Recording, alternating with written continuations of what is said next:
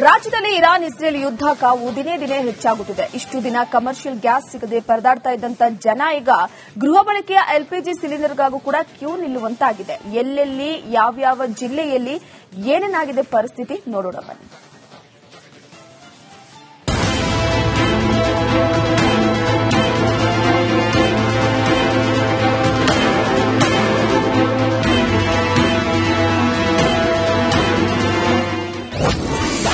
ತಮಿಳುನಾಡಲ್ಲಿ gas cylinder ಹಾಹಾಕಾರ. Gas cylinder ಸಿಗದೆ ಜನ ಜೀವನ ತತ್ತರ.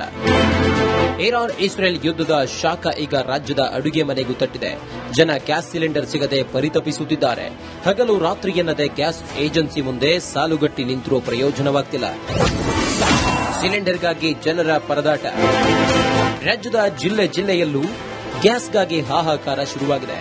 ಕಲಬುರಗಿಯ ಆಳಂದ ಪಟ್ಟಣದ ಸೋನಾ ಗ್ಯಾಸ್ ಏಜೆನ್ಸಿ ಮುಂಭಾಗ ಜನರು ಪರದಾಡಿದ್ದಾರೆ. ಸಿಲಿಂಡರ್ಗಾಗಿ ರಾತ್ರಿಯೆಲ್ಲ ರಸ್ತೆಯಲ್ಲೇ ಮಲಗಿದ್ರು ನೋ ಯೂಸ್. ಸಿಲಿಂಡರ್ಗಾಗಿ ಕ್ಯೂ ನಿಂತ ಯುವಕ ಅಸ್ವಸ್ಥ. ಇನ್ನು ಕಲಬುರಗಿಯಲ್ಲಿ ಸಿಲಿಂಡರ್ಗಾಗಿ ಸರತಿ ಸಾಲಿನಲ್ಲಿ ನಿಂತ ಯುವಕ ಅಸ್ವಸ್ಥನಾಗಿದ್ದಾನೆ.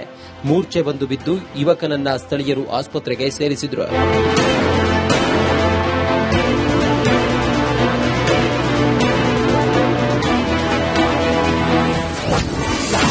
ಗ್ಯಾಸ್ ಇಲ್ಲದೆ ಹೋಟೆಲ್ ಬಂದ್.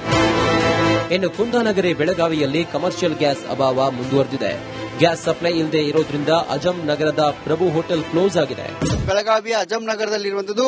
ಇಲ್ಲಿ ಬೀದಿ ಬದಿ ವ್ಯಾಪಾರಸ್ಥರಿರ್ಬೋದು ಅಥವಾ ಸಣ್ಣ ಪುಟ್ಟ ಎಗ್ ರೈಸ್ ಫಾಸ್ಟ್ ಫುಡ್ ಅಂಗಡಿಗಳನ್ನು ಇಟ್ಕೊಂಡವರು ಕೂಡ ಗ್ಯಾಸ್ ಇಲ್ಲದೆ ಅವರು ಕೂಡ ಇಲ್ಲಿ ಸಂಪೂರ್ಣವಾಗಿ ಬಂದ್ ಮಾಡಿರುವಂತದ್ದು. ಯಾಕೆಂದ್ರೆ ಗ್ಯಾಸ್ ಸಿಕ್ಕಿಲ್ಲ, ಹಾಗಾಗಿ ನಾವು ಬಂದ್ ಮಾಡಿದ್ದೇವೆ ಅನ್ನೋ ಹೇಳಿಕೆಯನ್ನು ಕೊಟ್ಟಿರುವಂತದ್ದು. ಸದ್ಯ ನಾನಿರುವಂತಹ ಸ್ಥಳ ಏನು ಪ್ರಭು ಹೋಟೆಲ್ ಮುಂಭಾಗದಲ್ಲಿ ಇರುವಂತದ್ದು. ಅವರು ನೇರವಾಗಿ ನೋ ಗ್ಯಾಸ್ ಅನ್ನೋ ನಿಟ್ಟಿನಲ್ಲಿ ಬೋರ್ಡ್ ಅನ್ನ ಕೂಡ ಹಾಕಿರುವಂತದ್ದು. ಅಂದ್ರೆ ನಮಗೆ ಕಮರ್ಷಿಯಲ್ ಗ್ಯಾಸ್ ಸಿಕ್ಕಿಲ್ಲ, ಹಾಗಾಗಿ ನಾವು ಇದನ್ನ ಸಂಪೂರ್ಣವಾಗಿ ಬಂದ್ ಮಾಡಿದ್ದೇವೆ ಅನ್ನೋ ನಿಟ್ಟಿನಲ್ಲಿ ಬೋರ್ಡ್ ಅನ್ನ ಕೂಡ ಹಾಕಿರುವಂತದ್ದು. ಹಾಗಾಗಿ ಗ್ರಾಹಕರು ಬಂದಂತವರು ವಾಪಸ್ ಕೂಡ ಹೋಗ್ತಿರುವಂತದ್ದು.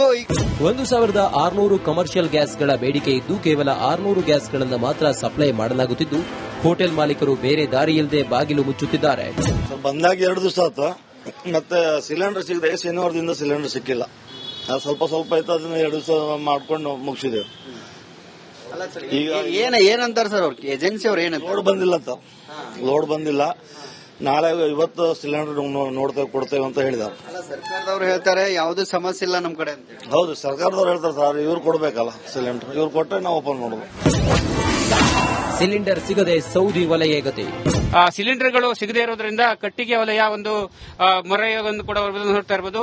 ಹೋಟೆಲ್ನ ಹೊರಭಾಗದಲ್ಲಿ ಸೌದೆಗಳನ್ನು ರಾಶಿ ಹಾಕುವ ದೃಶ್ಯ ಗಮನಿಸಬಹುದು. ಇನ್ನೊಂದೆಡೆ ಕಟ್ಟಿಗೆಯ ಒಲೆಗಳ ಮೂಲಕ ಅಡುಗೆಯನ್ನ ಮಾಡ್ತಾ ಇರುವ ದೃಶ್ಯವನ್ನು ಕೂಡ ನೀವು ಗಮನಿಸಬಹುದು. ಕಳೆದ ಕೆಲವು ದಿನಗಳಿಂದ ಶಿರ್ಸಿ ನಗರದ ಮಧುವನದ ಹೋಟೆಲ್ನಲ್ಲಿ ಪರ್ಯಾಯ ವ್ಯವಸ್ಥೆಯಾಗಿ ಮಾಡಿಕೊಂಡಿರುವಂತಹ ಈ ದೃಶ್ಯ ಅಂತಾನೆ ಹೇಳಬಹುದು.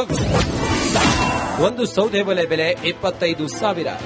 ಮಡಿಕೇರಿಯಲ್ಲಿ ಹೋಟೆಲ್ ಮಾಲೀಕರು ಸಂಪೂರ್ಣವಾಗಿ ಸೌದೆವನ್ನೇ ಈಗ ಅವಲಂಬನೆ ಮಾಡಿರುವಂತದ್ದು. ಸೌದೆ ಒಲೆಯಿಂದ ಅಡುಗೆ ಮಾಡ್ತಿರುವಂತದ್ದು. ಈಗ ನಾವು ಮಡಿಕೇರಿ ರಾಜದರ್ಶನ್ ಹೋಟೆಲ್ ಅಂತ ಇದೆ, ಇಲ್ಲಿ ನೋಡಿ ಸಂಪೂರ್ಣವಾಗಿ ಒಲೆಗಳನ್ನು ತಂದು, ಹೊಸ ಒಲೆ ಇದು, ಅಂದ್ರೆ 25,000 ಒಂದೊಂದು ಒಲೆಗೆ ಕೊಟ್ಟು ತಂದು ಈ ರೀತಿ ಅಡುಗೆ ಮಾಡ್ತಾ ಇದ್ದಾರೆ. ನೋಡಿ, ಗ್ಯಾಸ್ಗಿಂತ ಚೆನ್ನಾಗಿದೆ ಅಂತ ಅವರು ಹೇಳ್ತಾ ಇದ್ದಾರೆ.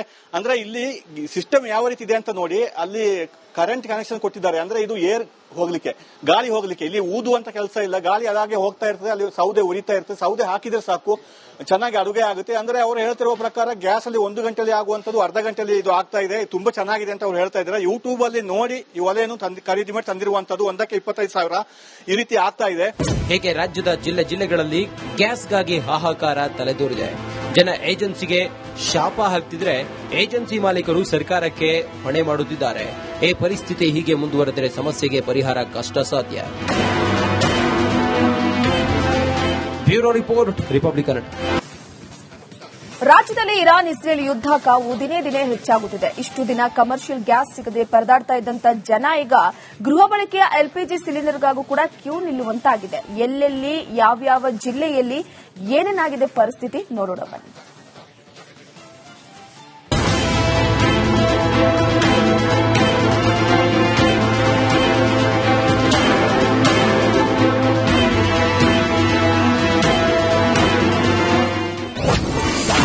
ತಮಿಳುನಾಡಲ್ಲಿ ಗ್ಯಾಸ್ ಸಿಲಿಂಡರ್ ಹಾಹಾಕಾರ.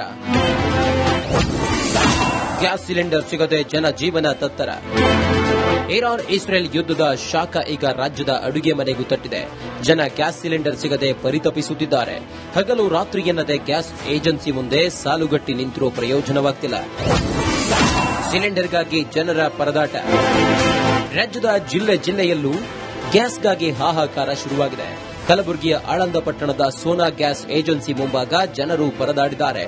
ಸಿಲಿಂಡರ್ಗಾಗಿ ರಾತ್ರಿಯೆಲ್ಲ ರಸ್ತೆಯಲ್ಲೇ ಮಲಗಿದ್ರು ನೋ ಯೂಸ್.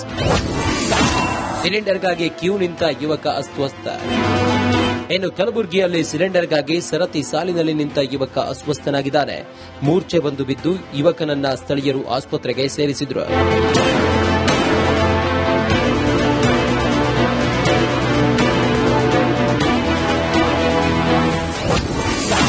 ಗ್ಯಾಸ್ ಇಲ್ಲದೆ ಹೋಟೆಲ್ ಬಂದ್. ಇನ್ನು ಕುಂದಾನಗರಿ ಬೆಳಗಾವಿಯಲ್ಲಿ ಕಮರ್ಷಿಯಲ್ ಗ್ಯಾಸ್ ಅಭಾವ ಮುಂದುವರೆದಿದೆ. ಗ್ಯಾಸ್ ಸಪ್ಲೈ ಇಲ್ಲದೆ ಇರೋದ್ರಿಂದ ಅಜಂ ನಗರದ ಪ್ರಭು ಹೋಟೆಲ್ ಕ್ಲೋಸ್ ಆಗಿದೆ. ಬೆಳಗಾವಿಯ ಅಜಂ ನಗರದಲ್ಲಿರುವಂತದ್ದು ಇಲ್ಲಿ ಬೀದಿ ಬದಿ ವ್ಯಾಪಾರಸ್ಥರಿರ್ಬೋದು ಅಥವಾ ಸಣ್ಣ ಪುಟ್ಟ ಎಗ್ ರೈಸ್ ಫಾಸ್ಟ್ ಫುಡ್ ಅಂಗಡಿಗಳನ್ನು ಇಟ್ಕೊಂಡವರು ಕೂಡ ಗ್ಯಾಸ್ ಇಲ್ಲದೆ ಅವರು ಕೂಡ ಇಲ್ಲಿ ಸಂಪೂರ್ಣವಾಗಿ ಬಂದ್ ಮಾಡಿರುವಂತದ್ದು. ಯಾಕೆಂದ್ರೆ ಗ್ಯಾಸ್ ಸಿಕ್ಕಿಲ್ಲ, ಹಾಗಾಗಿ ನಾವು ಬಂದ್ ಮಾಡಿದ್ದೇವೆ ಅನ್ನೋಂಟಲ್ಲಿ ಹೇಳಿಕೆಯನ್ನು ಕೊಟ್ಟಿರುವಂತದ್ದು. ಸದ್ಯ ನಾನಿರುವಂತಹ ಸ್ಥಳ ಏನು ಪ್ರಭು ಹೋಟೆಲ್ ಮುಂಭಾಗದಲ್ಲಿ ಇರುವಂತದ್ದು. ಅವರು ನೇರವಾಗಿ ನೋ ಗ್ಯಾಸ್ ಅನ್ನೋ ನಿಟ್ಟಿನಲ್ಲಿ ಬೋರ್ಡ್ ಅನ್ನ ಕೂಡ ಹಾಕಿರುವಂತದ್ದು. ಅಂದ್ರೆ ನಮಗೆ ಕಮರ್ಷಿಯಲ್ ಗ್ಯಾಸ್ ಸಿಕ್ಕಿಲ್ಲ, ಹಾಗಾಗಿ ನಾವು ಇದನ್ನ ಸಂಪೂರ್ಣವಾಗಿ ಬಂದ್ ಮಾಡಿದ್ದೇವೆ ಅನ್ನೋ ನಿಟ್ಟಿನಲ್ಲಿ ಬೋರ್ಡ್ ಅನ್ನ ಕೂಡ ಹಾಕಿರುವಂತದ್ದು. ಹಾಗಾಗಿ ಗ್ರಾಹಕರು ಬಂದಂತವರು ವಾಪಸ್ ಕೂಡ ಹೋಗ್ತಿರುವಂತದ್ದು.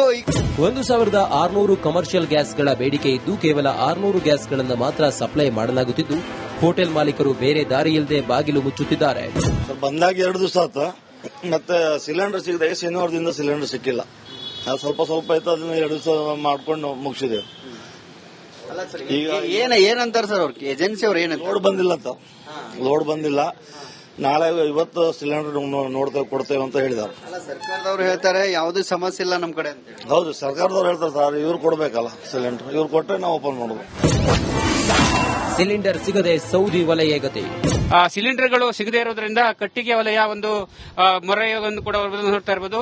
ಹೋಟೆಲ್ನ ಹೊರಭಾಗದಲ್ಲಿ ಸೌದೆಗಳನ್ನು ರಾಶಿ ಹಾಕುವ ದೃಶ್ಯ ಗಮನಿಸಬಹುದು. ಇನ್ನೊಂದೆಡೆ ಅಂದ್ರೆ ಕಟ್ಟಿಗೆಯ ಒಲೆಗಳ ಮೂಲಕ ಅಡುಗೆಯನ್ನ ಮಾಡ್ತಾ ಇರುವ ದೃಶ್ಯವನ್ನು ಕೂಡ ನೀವು ಗಮನಿಸಬಹುದು. ಕಳೆದ ಕೆಲವು ದಿನಗಳಿಂದ ಶಿರ್ಸಿ ನಗರದ ಮಧುವನದ ಹೋಟೆಲ್ನಲ್ಲಿ ಪರ್ಯಾಯ ವ್ಯವಸ್ಥೆಯಾಗಿ ಮಾಡಿಕೊಂಡಿರುವಂತಹ ಈ ದೃಶ್ಯ ಅಂತಾನೆ ಹೇಳಬಹುದು.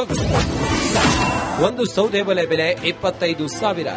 ಮಡಿಕೇರಿಯಲ್ಲಿ ಹೋಟೆಲ್ ಮಾಲೀಕರು ಸಂಪೂರ್ಣವಾಗಿ ಸೌದೆವನ್ನೇ ಈಗ ಅವಲಂಬನೆ ಮಾಡಿರುವಂತದ್ದು. ಸೌದೆ ಒಲೆಯಿಂದ ಅಡುಗೆ ಮಾಡ್ತಿರುವಂತದ್ದು.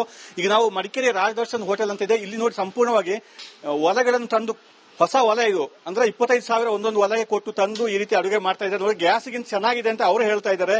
ಅಂದ್ರೆ ಇಲ್ಲಿ ಸಿಸ್ಟಮ್ ಯಾವ ರೀತಿ ಇದೆ ಅಂತ ನೋಡಿ, ಅಲ್ಲಿ ಕರೆಂಟ್ ಕನೆಕ್ಷನ್ ಕೊಟ್ಟಿದ್ದಾರೆ. ಅಂದ್ರೆ ಇದು ಏರ್ ಹೋಗ್ಲಿಕ್ಕೆ, ಗಾಳಿ ಹೋಗ್ಲಿಕ್ಕೆ, ಇಲ್ಲಿ ಊದುವಂತ ಕೆಲಸ ಇಲ್ಲ, ಗಾಳಿ ಅದಾಗೆ ಹೋಗ್ತಾ ಇರ್ತದೆ, ಅಲ್ಲಿ ಸೌದೆ ಉರಿತಾ ಇರ್ತದೆ. ಸೌದೆ ಹಾಕಿದ್ರೆ ಸಾಕು, ಚೆನ್ನಾಗಿ ಅಡುಗೆ ಆಗುತ್ತೆ. ಅಂದ್ರೆ ಅವರು ಹೇಳ್ತಿರುವ ಪ್ರಕಾರ ಗ್ಯಾಸ್ ಅಲ್ಲಿ 1 ಗಂಟೆಯಲ್ಲಿ ಆಗುವಂತದ್ದು ಅರ್ಧ ಗಂಟೆಯಲ್ಲಿ ಇದು ಆಗ್ತಾ ಇದೆ. ತುಂಬಾ ಚೆನ್ನಾಗಿದೆ ಅಂತ ಅವ್ರು ಹೇಳ್ತಾ ಇದ್ದಾರೆ. ಯೂಟ್ಯೂಬ್ ಅಲ್ಲಿ ನೋಡಿ ಈ ಒಲೆಯನ್ನು ಖರೀದಿ ಮಾಡಿ ತಂದಿರುವಂತದ್ದು. ಒಂದಕ್ಕೆ 25,000 ಈ ರೀತಿ ಆಗ್ತಾ ಇದೆ.